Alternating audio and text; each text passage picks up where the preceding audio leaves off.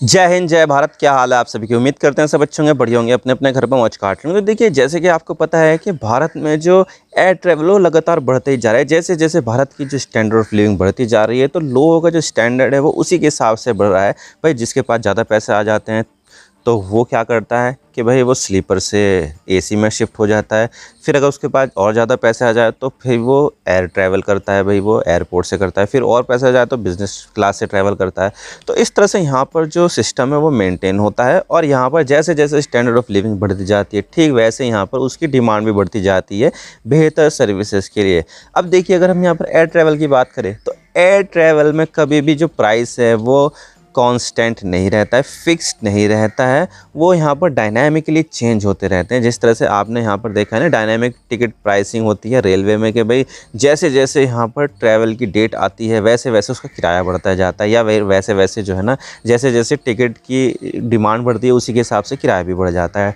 ठीक इसी तरह से यहाँ पर एयरपोर्ट पर जो है ना, एयरलाइन का जो टिकट है वो भी ऐसे ही रहता है। जैसे जैसे आप यहाँ पर डेट नज़दीक आ जाएगी तो आपका जो किराया है वो बढ़ते जाए। भाई यहाँ पर 2-3 महीने पहले अगर ले लो तो भाई किराया यहाँ पर सेम दिखाई देता है। लेकिन जैसे जैसे यहाँ पर अगर आपने 2 दिन पहले का टिकट चाहिए तो आपको वो किराया मिलेगा जो पहले नहीं मिलता था। पहले सस्ता मिलता था, लेकिन अब यहाँ पर आप बुकिंग करोगे तो आपको ज़्यादा लगेगा।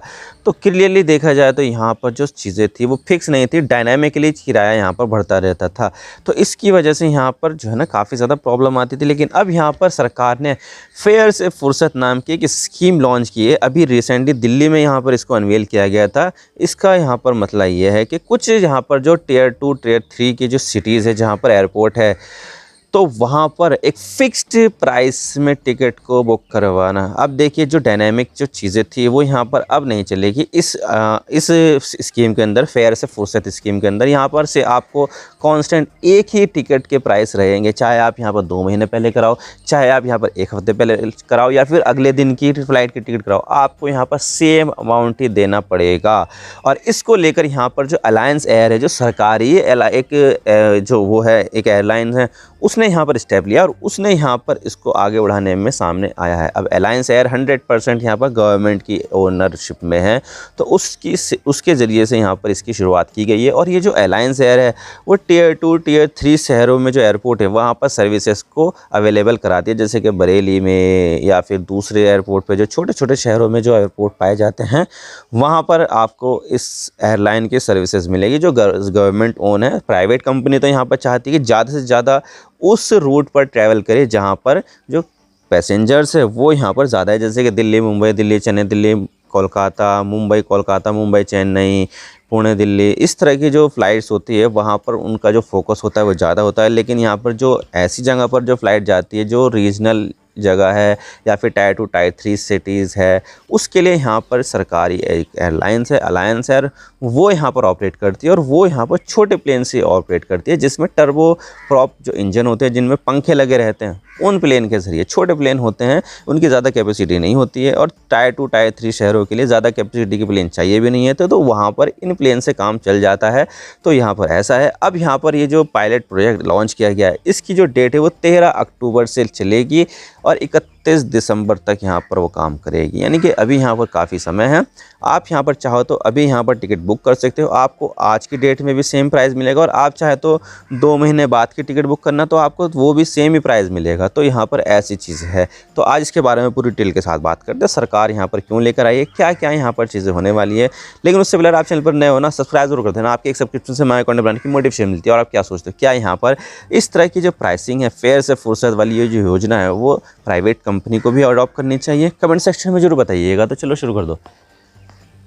तो देखिए, इस स्कीम को लॉन्च किया है क्या, union civil aviation minister Ram Mohan Naidu, जो टीडीपी के टिकट से यहाँ पर मंत्री बने हुए केंद्र सरकार में। तो उन्होंने यहाँ पर जो है ना इस स्कीम को लॉन्च किया है। जो उड़ान का जो हम प्रिंसिपल लेकर चलते हैं, उड़े देश का आम नागरिक, जिसमें यहाँ पर अफोर्डेबल प्राइस पर टिकट को मुहैया कराना होता है, ठीक इसी के बेसिस पर यहाँ पर इस फेयर से फुर्सत नाम की जो स्कीम है उसको लॉन्च किया गया है। 13 तारीख को यहाँ पर लॉन्च किया है। 13 तारीख से लेकर 31 दिसंबर तक चलेगी। और उसमें यहाँ पर क्या होगा कि जो टिकट के प्राइस है ना वो फिक्स रहेंगे, चाहे आप 2 महीने बाद का टिकट कराओ वो भी सेम प्राइस पे मिलेगा, या फिर अगले दिन का कराओ वो भी सेम प्राइस पर मिलेगा। यानी कि इसमें किसी भी तरह कोई भी फ्लक्चुएशन नहीं होगा। हालांकि सिर्फ और सिर्फ ये इसको अडॉप्ट करने वाली जो एक एयरलाइन है वो यहाँ पर सिर्फ और सिर्फ सरकारी एयरलाइंस है, अलायंस एयर, जो छोटे प्लेन को लेकर चलती है, उनकी कैपेसिटी कम होती है। और लेकिन यहाँ पर उनका जो टारगेट है वो टायर 2 टायर 3 शहर है, तो उसके लिए तो ये छोटे प्लेन जो है ना परफेक्ट चॉइस हो जाते हैं। तो उसके लिए तो यहाँ पर ये सही है। और इसके ज़रिए सरकार यहाँ पर चाहती है कि जो फ्लाइंग जो है ना वो ईजी हो जाए और जो यहाँ पर चीज़ें हैं वो बिल्कुल स्मूथ तरीके से चलती रहे। तो सरकार का यहाँ पर मोटिव है कि फ़िक्स यहाँ पर प्राइस रहे और डायनामिकली चेंज नहीं हो, क्योंकि अंतर बहुत ज़्यादा आ जाता है। अगर आपने यहाँ पर 2 महीने का बाद का यहाँ पर टिकट कराना है, तो आपको यहाँ पर अगर किसी टिकट का प्राइस यहाँ पर दिखा रहा है, मान के चलिए 10,000 टिकट का प्राइस है, 2 महीने के बाद की डेट है, लेकिन अब यहाँ पर अगर वो डेट आ जाए अगले हफ्ते की, तो उसका प्राइस यहाँ पर 15,000, 16,000, 20,000 हो जाएगा। अब यहाँ पर अगर आप यहाँ पर चाहो कि मैं अगले दिन जाऊँ, तो उसका प्राइस हो जाएगा 20,000, 25,000। यानी कि यहाँ पर अगर 2 महीने पहले अगर आप टिकट बुक कराओगे तो आपको यहाँ पर टिकट के प्राइस अलग रहेंगे, लेकिन अगर आप यहाँ पर 1 हफ्ते बाद कराओगे अलग रहेंगे, अगले दिन का कराओगे तो अलग रहेंगे।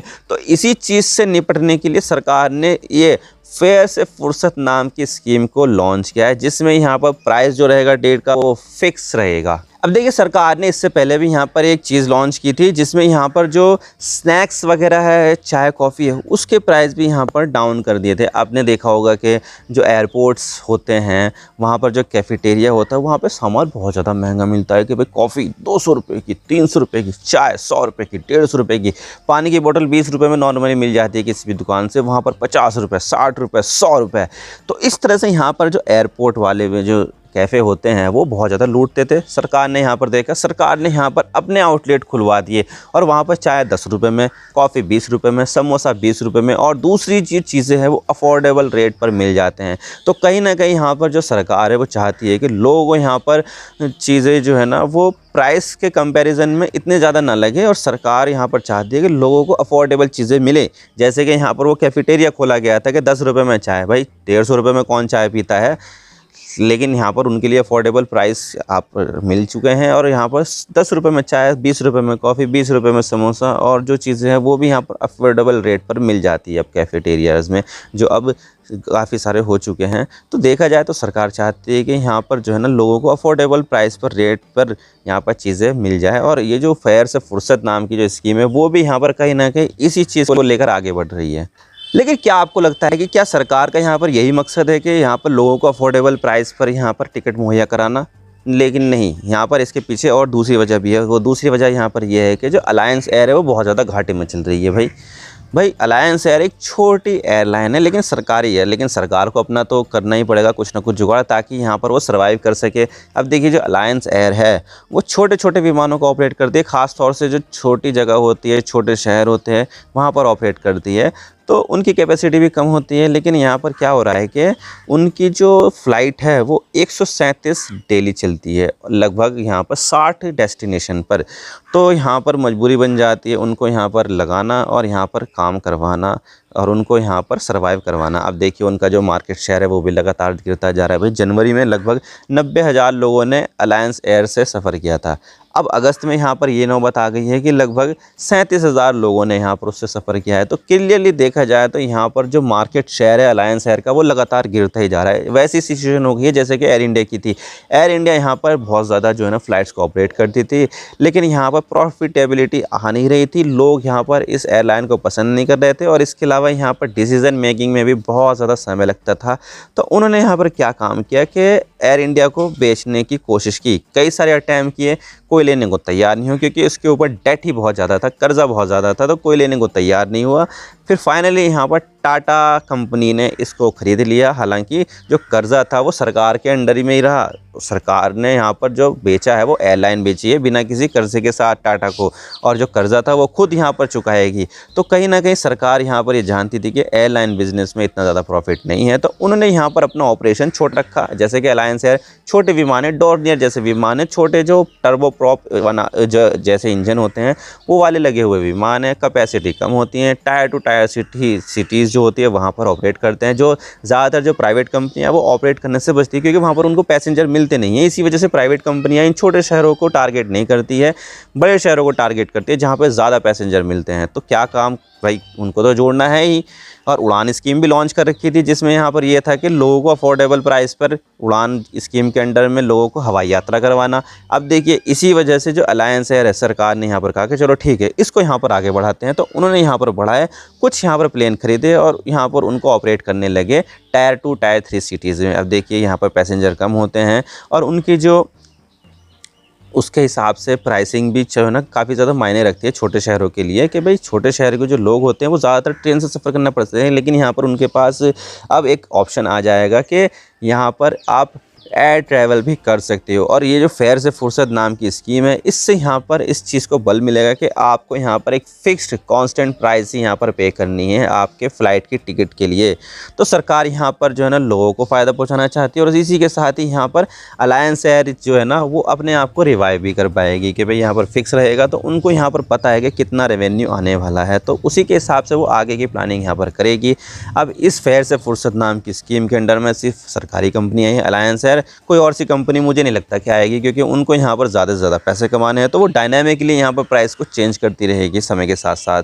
तो क्लियरली यहाँ पर देखा जाए तो मुझे नहीं लगता कि और कोई सी कंपनी आएगी। तो अलायंस एयर यहाँ पर जो है ना इस स्कीम के अंडर में काम करेगी और ये ज़्यादा बड़े शहरों में तो जाती नहीं है। तो छोटे छोटे जो शहर हैं उनके लोगों को इससे फ़ायदा होगा और यही होना भी चाहिए कि भाई जो बड़े शहर होते हैं उनके यहाँ पर एयरपोर्ट होते हैं, कई सारी फ़्लाइट्स भी चलती है, तो उनको तो यहाँ पर स्कीम मिल जाती है। लेकिन जो छोटे शहर होते हैं जहाँ पर प्राइवेट कंपनी ऑपरेट नहीं करती है, तो उनके लिए भी तो कुछ ना कुछ हो।